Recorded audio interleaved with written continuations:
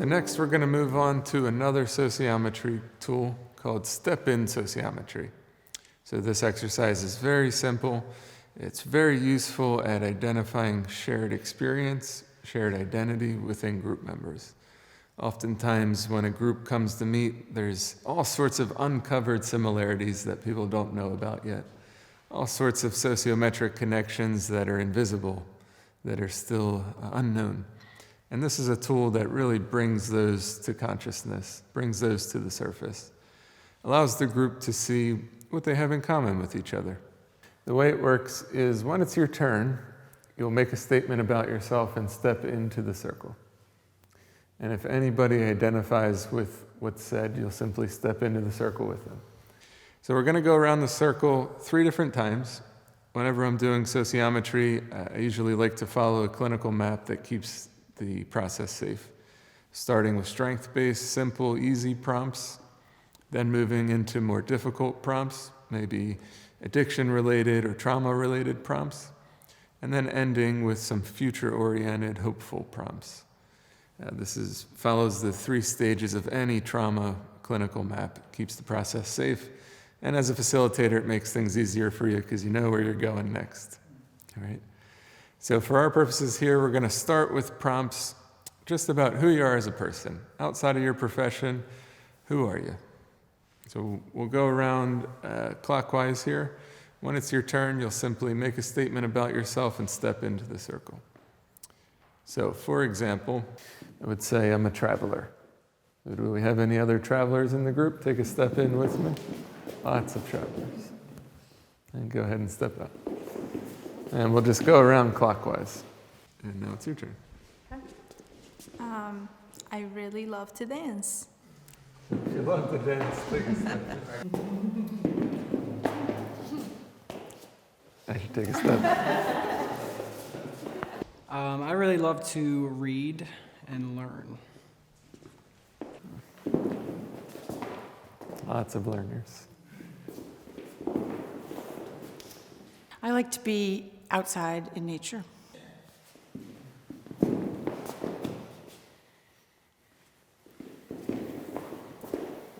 I enjoy a really good laugh. Let's all have a laugh together.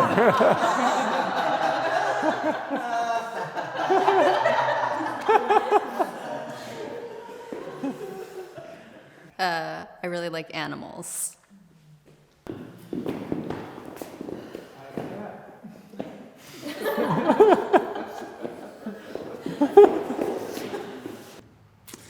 I love baking.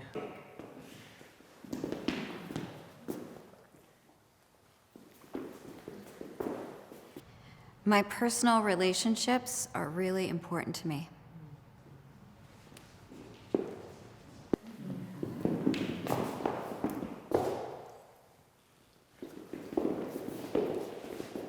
I like to rock climb.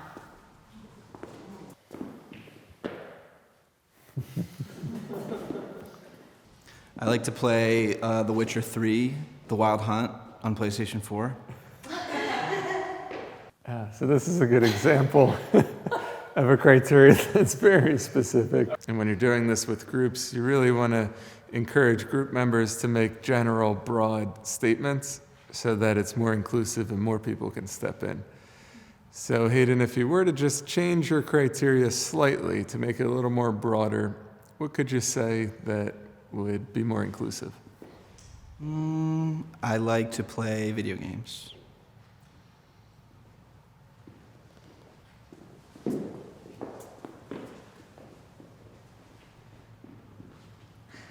I like to kayak.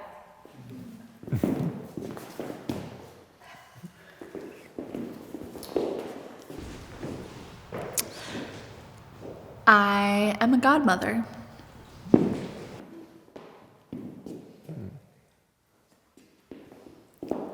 All right, so we've made it around the circle the first time. Now we're going to move on to our next prompt. This is, in a client group, the next prompt would be the most difficult one. We'd be taking it a little further, being a little more vulnerable. For the purposes of our group, we're going to stick to the prompt of self-care. So what is something that you do for self-care? All of us here working with addiction, working with trauma, working with other people's pain and suffering, it's easy to get burned out or carry a lot of stress. So self-care is essential. So take a step in and share something that you do for self-care. For example, I get massages regularly.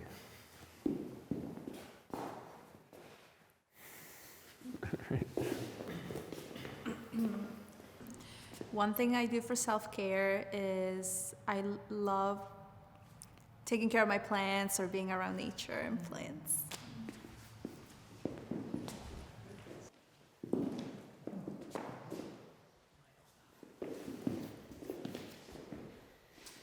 One thing I do for self-care is I utilize mindfulness to make a personal acknowledgement that I am not in control, nor do I need to be. Always, at least.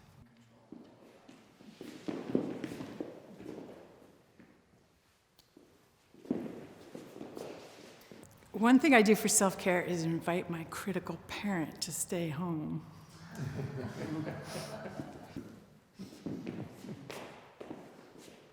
I mean, internal, critical. I do a lot of daily meditation and prayer.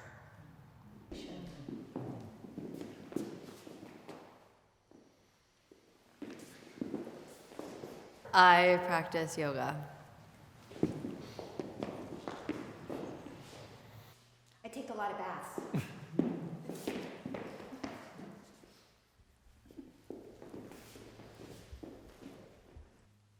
I use supervision to help me when I'm stressed at work with my clients.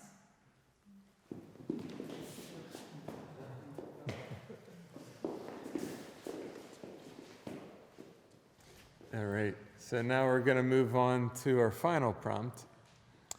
So the last one is going to be about the future. What are your hopes? What are your goals for your career in the future? What would you like to do with your work? What would you like to do with the experiential tools that you're learning? So for example, I could step in and say, I'd like to create more psychodrama videos to reach larger audiences and get the word out there.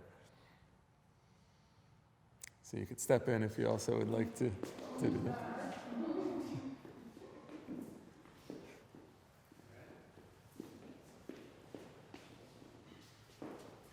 Can we skip me and go to the next one?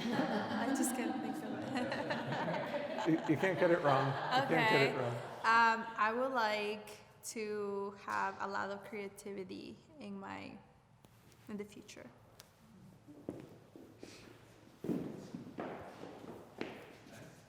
Okay, so with echoing with everyone's sharing, adding more creativity, but really connecting to my purpose and what it means for me as someone who is providing support and services to the community at large. That was a lot.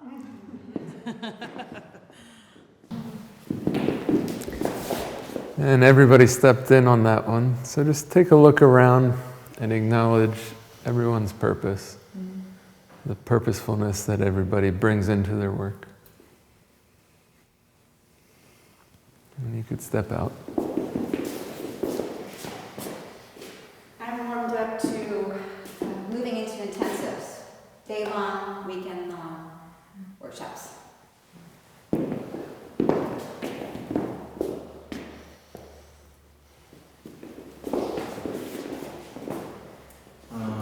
As a second graduate student, I'd like to find a job that I like.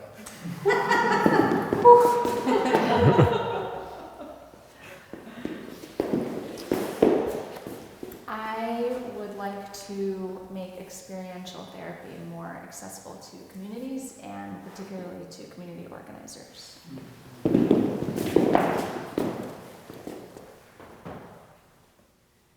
then Scott, just finish up. So it's clear that we have a lot in common. This is a simple exercise called Step in Sociometry that allows us to uncover some of these shared commonalities. Allows us to see quickly and easily who has what in common, what shared experiences, shared identities. Allows us to make visible some of the invisible connections within the group. So the video that you just viewed demonstrates the sociometric tool called step-in sociometry, or sometimes we call it circle of similarities. And again, this is a really useful tool for identifying shared experience or shared identity within groups. This is a tool that you could use at the beginning stage of a group to help with connection and cohesion. This is a tool you could use in the middle stages of a group to work out group choices or assessment or conflict. This is also a tool you could use at the end stages of a group for evaluation or assessing how people were impacted by the experience.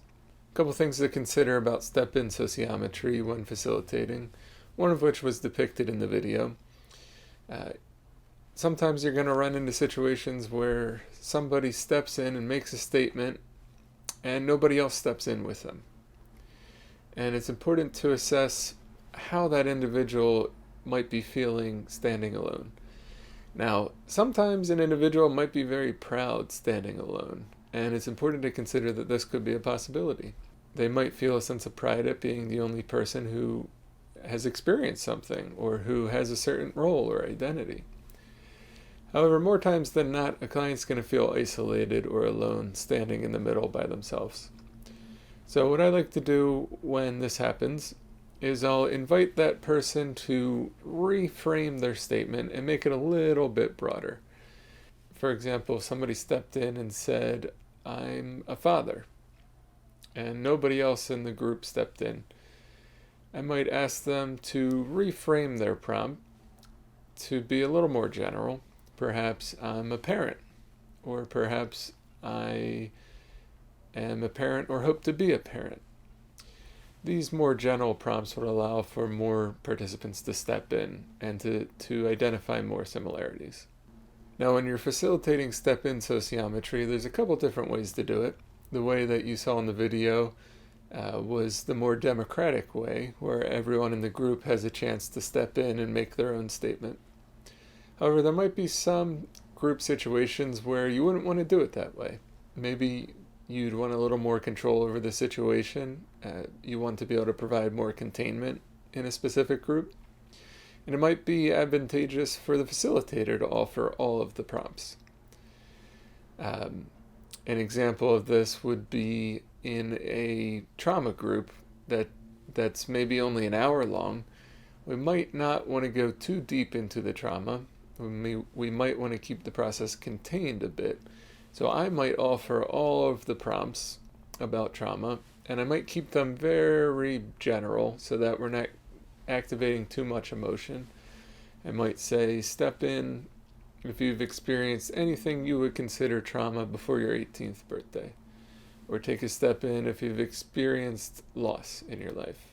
Or take a step in if you've experienced any kind of collective trauma in your life.